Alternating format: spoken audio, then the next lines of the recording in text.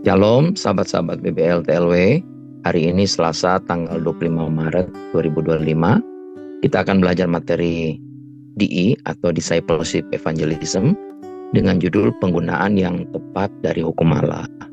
Nah, banyak orang merasa dirinya cukup baik tanpa menyadari bahwa mereka telah melanggar hukum Allah. Di Roma 3 ayat 23 berkata, karena semua orang telah berbuat dosa, semua orang telah berbuat dosa dan telah kehilangan kemuliaan Allah. Roma 3 ayat 9 berkata, jadi bagaimana? Adakah kita mempunyai kelebihan daripada orang lain? Sama sekali tidak.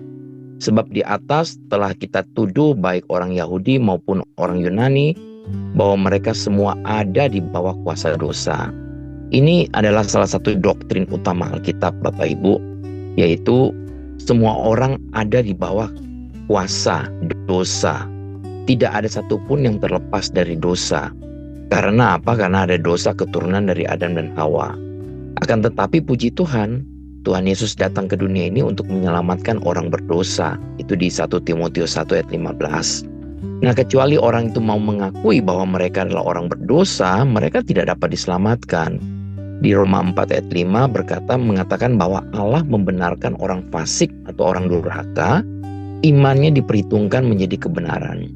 Oleh karena itu, sampai orang-orang mengakui bahwa mereka tidak saleh, mereka tidak dapat diselamatkan.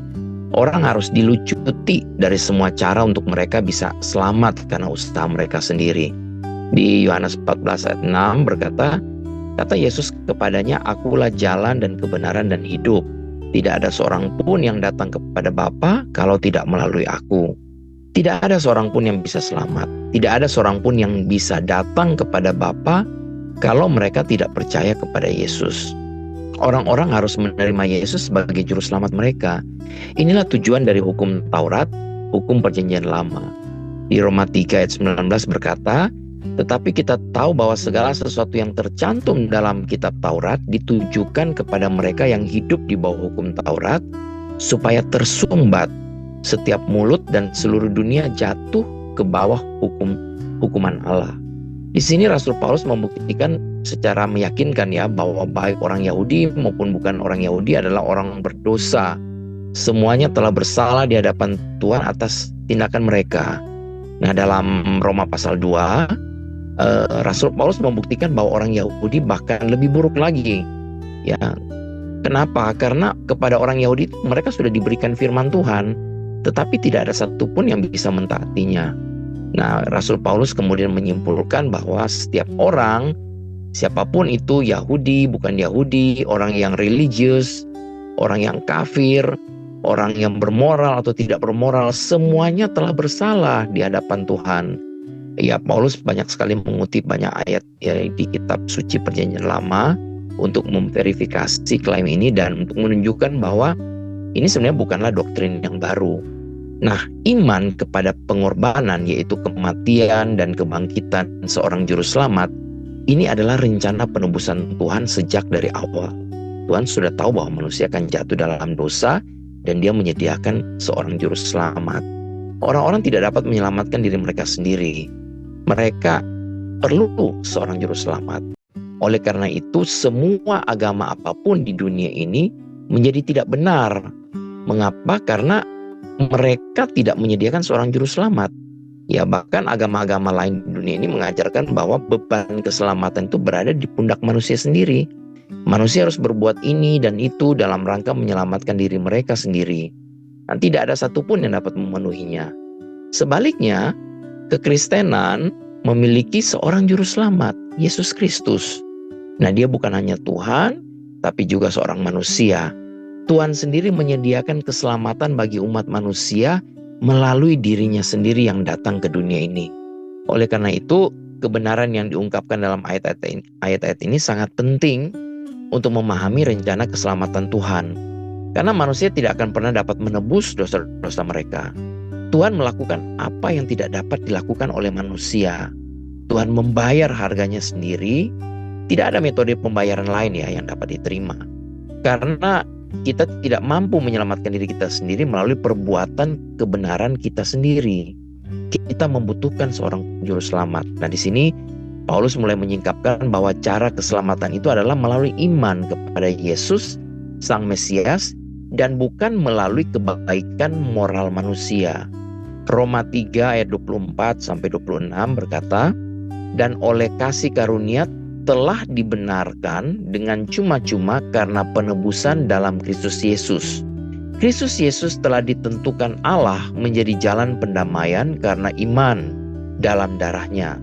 Hal ini dibuatnya untuk menunjukkan keadilannya, karena Ia telah membiarkan dosa-dosa yang telah terjadi dahulu pada masa kesabarannya. Maksudnya ialah untuk menunjukkan keadilannya pada masa ini, supaya nyata bahwa Ia benar dan juga membenarkan orang yang percaya kepada Yesus." Nah, menjadi benar diri atau ada pembenaran bukanlah sesuatu yang harus diperoleh dengan usaha, melainkan ini adalah suatu anugerah yang harus diterima, hadiah yang seharusnya tidak pantas kita terima. Nah, berusaha memperoleh keselamatan ini adalah satu-satunya dosa yang akan menghalangi orang untuk diselamatkan, karena mereka tidak dapat menyerahkan diri mereka kepada kebenaran Allah yang datang sebagai anugerah melalui iman. Selama mereka berusaha menegakkan kebenaran mereka sendiri, ini dalam Roma 10 ayat 3 ya. Anugerah adalah kemampuan Allah yang diberikan kepada kita tanpa usaha dan tidak sepantasnya kita terima. Anugerah ini datang melalui penebusan yang Yesus berikan. Oleh karena itu tidak ada kasih karunia dalam hidup kita tanpa iman kepada Yesus. Roma 5 ayat 2 mengatakan, oleh Dia kita juga beroleh jalan masuk. Oleh iman kepada apa? Kepada kasih karunia ini, kepada anugerah ini, di mana kita berdiri dan bermegah dalam pengharapan akan menerima kemuliaan Allah. Allah tidak menyatakan kita benar karena apapun yang sudah kita lakukan. Itu di Titus 3 ayat 5. Allah Bapa telah menempatkan kebenaran Yesus ke dalam hidup kita. Di 2 Korintus 5 ayat 21 mengatakan bahwa kita adalah kebenaran Allah di dalam Kristus Yesus. Ya, saya bacakan ya. 2 Korintus 5 ayat 21 berkata, Dia yang tidak mengenal dosa telah dibuatnya menjadi dosa karena kita, supaya dalam Dia, di dalam Kristus, kita dibenarkan oleh Allah. Roma 3 ayat 25 mengatakan Kristus Yesus telah ditentukan Allah menjadi jalan pendamaian karena iman dalam darah-Nya. Hal ini dibuatnya untuk menunjukkan keadilannya, karena Ia telah membiarkan dosa-dosa yang telah terjadi dahulu pada masa kesabarannya. Nah, ayat ini berbicara tentang dosa-dosa yang dilakukan di bawah perjanjian lama sebelum pengorbanan Yesus dilakukan. Tapi dosa-dosa itu juga dibayar dengan darah Yesus. Berarti dosa masa lalu, dosa sekarang, bahkan dosa yang di masa yang akan datang, itu semua sudah ditanggung oleh Yesus Kristus. Nah, pengorbanan hewan-hewan yang dilakukan pada saat perjanjian lama, ini hanyalah tipe dan bayangan dari persembahan dosa sejati yang Yesus lakukan. Nah, mustahil bagi darah lembu jantan dan kambing jantan untuk menghapus dosa. Itu yang dikatakan Ibrani 10 ayat 4. Tuhan menangani dosa-dosa di bawah perjanjian lama melalui apa? Melalui kesabarannya. Dengan cara yang sama seperti seorang memberikan cek ya atau kartu kredit, tapi ditukar dengan mata uang yang real. Ya, demikian juga Tuhan itu memberikan pengorbanan pada saat di perjanjian lama ya. Tuhan itu memberikan orang-orang kesempatan untuk memberikan pengorbanan kambing domba dan sebagainya. Nah, korban-korban hewan di perjanjian lama ini hanya berfungsi sebagai tanda bahwa pengorbanan Yesus yang sesungguhnya yang akan membayar dosa, karena pengorbanan binatang-binatang ini tidak dapat melakukannya, tidak dapat dilakukan ya.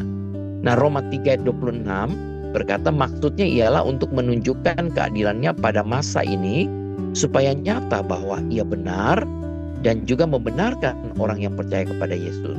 Tuhan mengulangi konsep yang menakjubkan ini bahwa kebenaran Yesuslah yang membuat kita ini memiliki hubungan dengan Bapa. Di sini Paulus menyatakan kembali fakta yang menakjubkan bahwa kebenaran Yesus telah diberikan kepada kita. Kita tidak hanya memiliki cukup kebenaran untuk membawa kita ke surga, kita telah diberikan kebenaran Yesus yang cukup untuk hidup yang berkemenangan di dunia ini. Di 1 Korintus 1 ayat 30 mengatakan, tetapi oleh Dia kamu berada dalam Kristus Yesus, yang oleh Allah telah menjadi hikmat bagi kita. Ia membenarkan kita dan menguduskan kita dan menebus kita. Yesus adalah kebenaran diri kita, menjadi kebenaran kita. Itu di 2 Korintus 5 ayat 21 mengatakan, Dia yang tidak mengenal dosa telah dibuatnya menjadi dosa karena kita, supaya dalam Dia kita dibenarkan oleh Allah. Puji Tuhan. Jadi karena seluruh dunia bersalah di hadapan Allah, Tuhan telah menyediakan satu jalan keselamatan bagi semua orang. Nah, sama seperti semua orang sudah bersalah, maka semua orang juga dibenarkan dengan cuma-cuma oleh anugerah Allah. Ini tidak berarti semua orang secara otomatis diselamatkan. Semua orang telah menerima persembahan kurban Yesus untuk dosa-dosa mereka melalui anugerah. Tapi anugerah saja tidak menyelamatkan.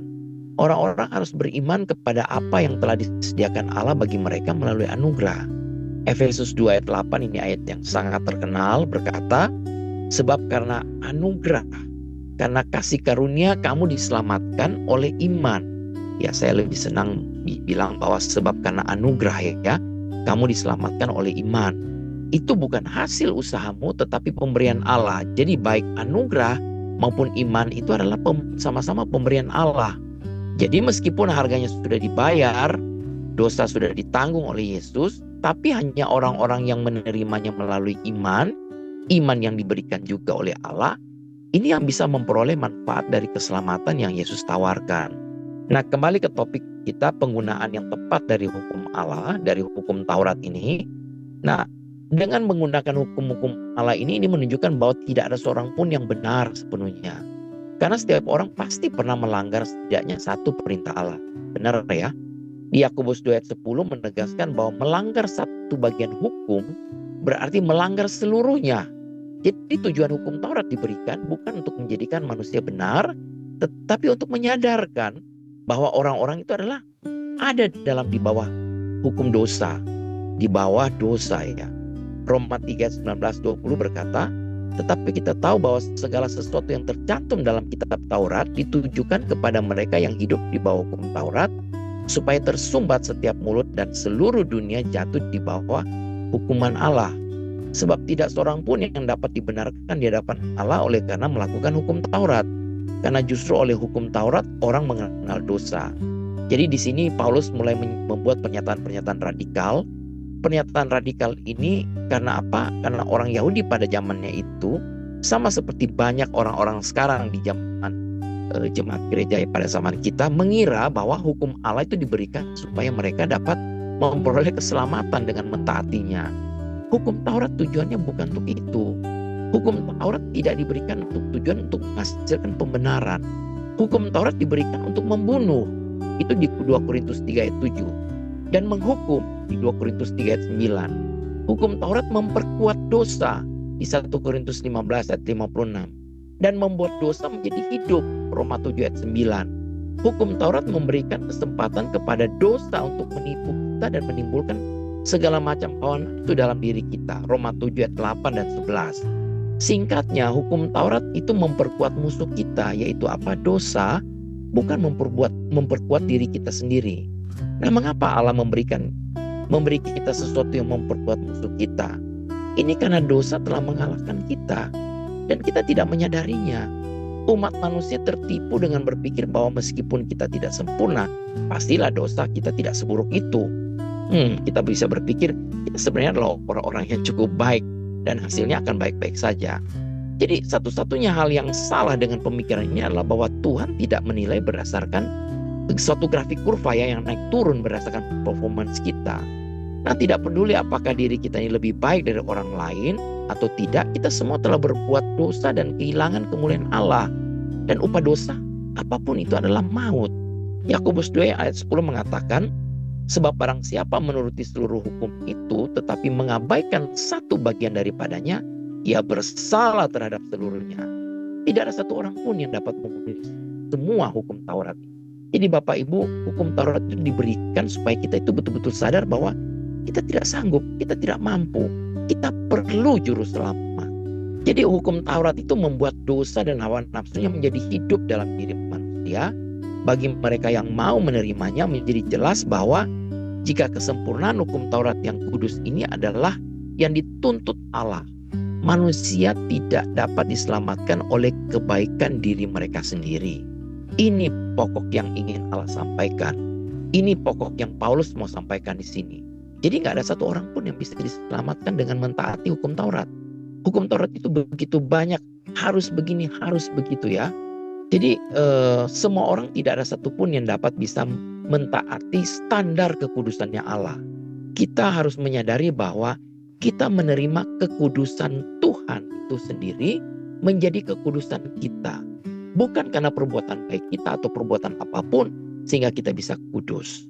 Ya, jadi intinya di sini karena itu manusia membutuhkan Yesus sebagai juru selamat. Keselamatan tidak bisa diperoleh melalui usaha sendiri, melainkan hanya melalui anugerah Allah. Yesus datang untuk menyelamatkan orang berdosa dan memberikan kebenarannya secara cuma-cuma bagi mereka yang percaya. Kesimpulannya Bapak Ibu, hukum Allah ini digunakan untuk menunjukkan bahwa semua manusia adalah orang berdosa yang membutuhkan keselamatan dalam Yesus Kristus. Keselamatan bukan diperoleh melalui usaha manusia, melainkan melalui anugerah Allah yang diberikan kepada mereka yang beriman kepada Yesus. Demikian pelajaran 15 menit firman Tuhan pada hari ini. Tuhan Yesus memberkati.